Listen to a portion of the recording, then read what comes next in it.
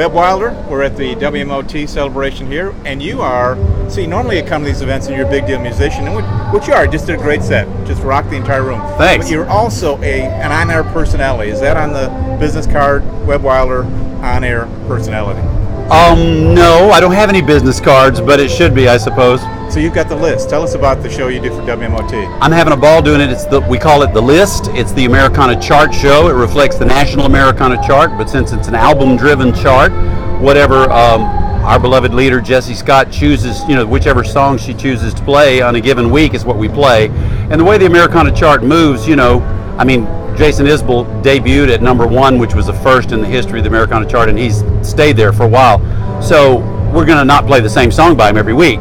So it's really cool. And then new people are emerging lower on the chart every week.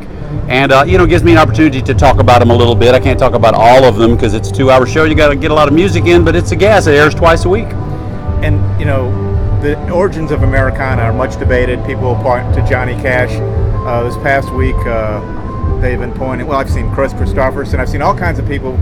John Prine this week, they're calling the godfather of Americana. So if you're not the godfather or father, you're at least a second cousin in that first generation. The music you make now is similar to what you have done throughout your career, and it's always been fueled by what we now call Americana. Yeah. So were you ahead of your time?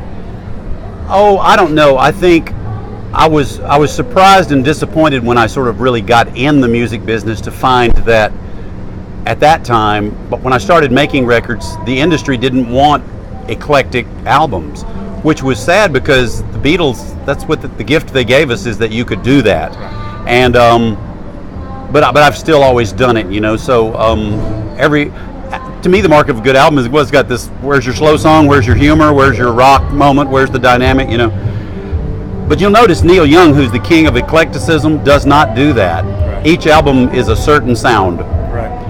But yeah, I think I've always kind of done that, and I think rock and roll is the basis of it, but I've certainly done rhythm and blues and ballads, and I think the rock community of the late 60s and mid 60s gave us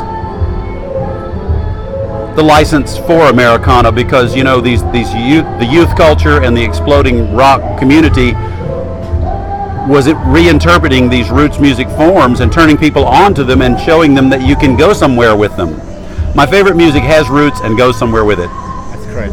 You are clearly exactly the right guy to be doing the list. I hope so. And thank you, Webb. Thank you, Ken. Pleasure.